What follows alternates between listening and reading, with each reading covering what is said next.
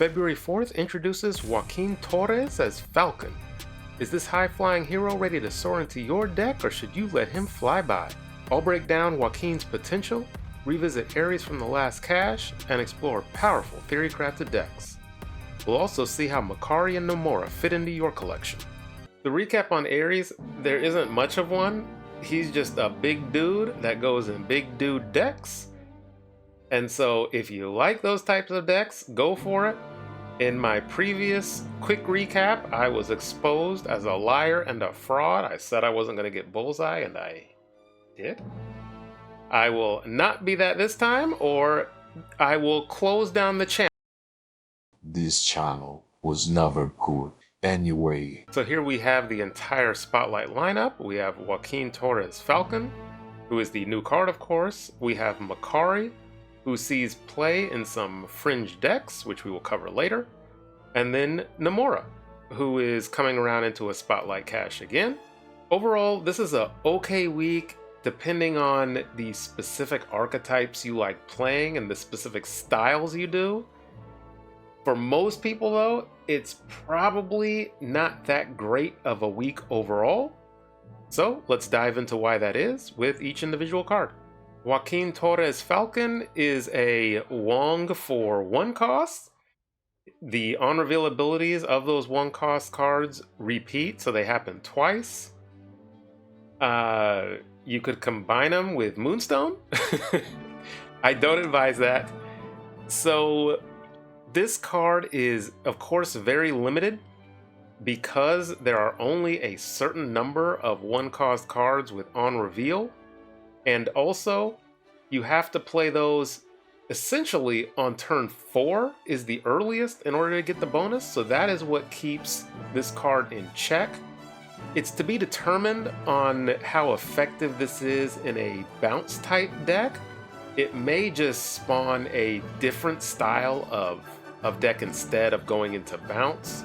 Ultimately, you can combine this Falcon with the original Falcon as well, because there's some synergy there. And this is a somewhat unique ability. It will, of course, get better with time as they introduce more on-reveal 1 cost cards, but also you have to play them later in the match, turns 4, 5, and 6, or maybe a 7th turn, which is going to keep a ceiling on this card. For the Series 2 Theory Crafted deck, we are leading into a Zoo angle that features Strong Guy. So with Joaquin Torres Falcon, you can play your 1 cost on-reveal cards, which include Hawkeye, Rocket Raccoon, America Chavez, Squirrel Girl, and Blade. Blade has synergy with Strong Guy to discard 2 cards out of your hand, so you probably only have 1 or 0 at the end of the game. Armor is here to protect your 1 cost cards. Ant-Man, you're going to get some full lanes, so he benefits from that. Squirrel Girl, being able to have her go off twice in the Falcon's lane just is better for Khazar and Blue Marvel. We, of course, have to feature Shang-Chi because I doubt the strength of this deck without him. For the lower CL players, here's a deck you can try. For the higher CL level players, Series 3, we are leaning into the Collector and Devil Dino route mostly. We do have Mystique to copy the Devil Dino and Iron Man. In the Falcon's lane, we can put our card generators late in the game. That's fine, either on turn 4 or the last turn of the game. And Cosmo is here as a preemptive strike to protect Iron Man and Devil Dinosaur, or if you're going up against a Wong type deck, and you just build up the power with the Collector, you build up your Devil Dino, or you multiply lanes with Iron Man and Mystique. If you do have access to Agent Venom and Bast, this deck probably benefits from that. Maybe you replace a Mirage and a Mantis or Maria Hill. Mantis.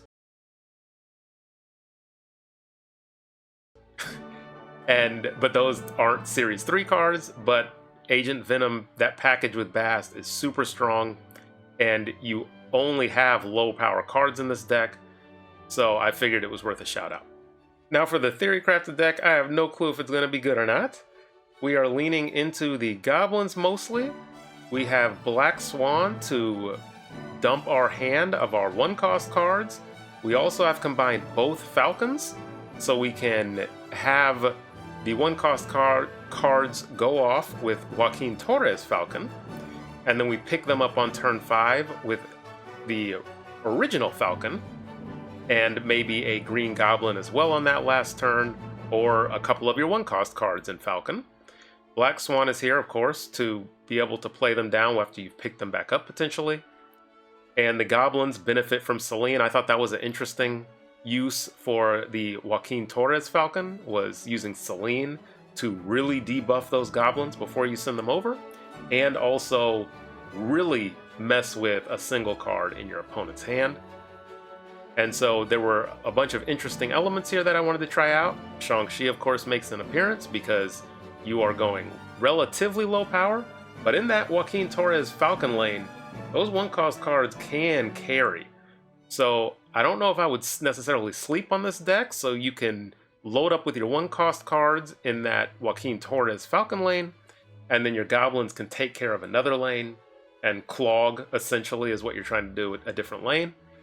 And I'd be interested to try out this deck. So Makkari is used in only a handful of decks mostly. There's Moon Girl decks, which are not popular, because she can get out of the hand before you copy your hand with Moon Girl, so she can manage that, what you actually want to copy. Or even if you copy 2 of her with Moon Girl, you get 2 essentially 0/4 cards that get played randomly. She's also in some Silver Surfer decks because, again, it's essentially a free 4-power card. And also in some Strong Guy decks. There may be some other decks I'm forgetting aside from that, but that's her main use case right now.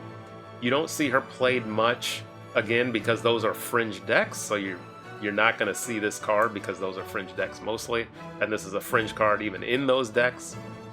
So if you get her, there's some uses if you like playing super off meta, but otherwise, she's just not good enough. Now, I think Namora is a fantastic card that ultimately has probably gotten a little bit power crept, even by something like Galacta at 4/6, giving +3 in other lanes, and there's less disruption that's possible. With Namora, she is easily countered by Clog or the Goblins or just different locations. So her condition to go off can prove difficult depending on the specific matchups you're in. But I still am a believer in Namora. I think she's a good card overall that people just aren't playing a lot of right now because there's a lot other interesting cards and easier cards to go off. But overall, I think Namora is a good card, but also you have to want to play her style of decks, which essentially leaves a card in each lane, a single card in each lane up to turn 5, and then in turn 6, you can play in whatever lane possible because you've gotten her buff. So will I be trying to get Joaquin Torres Falcon? No. I'm not gonna get him. You underestimate my power! I'm really in the process of saving up for the next season, I think it is. There are a lot of interesting cards in that season, and I am big about conserving my resources for the super interesting cards. While this one is relatively unique, I think it's held back by only repeating the 1-cost cards. You will, of course, see strong games. You will see strong performances, as you do with every single card. But I just don't think it will be good enough, and it will be a little awkward needing to save your 1-cost cards because a lot of times you just want to play them out early, unless you're in a heavy bounce deck, which ultimately this could fit in with Toxin and Beast. But I'm also not a big believer with that at the 3-cost that it is currently at. So to recap, Joaquin Torres Falcon is not good. Makkari is not good. And Namora she's good. I'm sure I will get criticized for those rankings and reviews, but that's just what I feel about them. And ultimately, I don't think this is a good overall week. Even in the case of Namora, she's probably more difficult to use. So this is a very skippable week. You can't unlock every card every week. And this is one where I think it just serves everyone to pass on. Thanks for watching until the end of the video, and thanks to all the members of the channel. Until next time.